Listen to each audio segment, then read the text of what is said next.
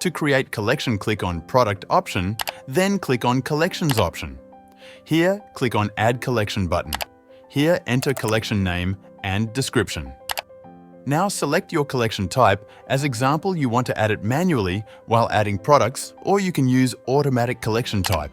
Here, according to the title of your product or product brand, that product will automatically be added to your collection.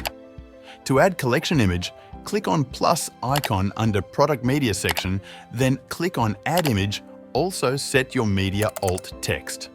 Then save the setting. Now we add a product to see collection preview. Here, select your collection. Then save the setting.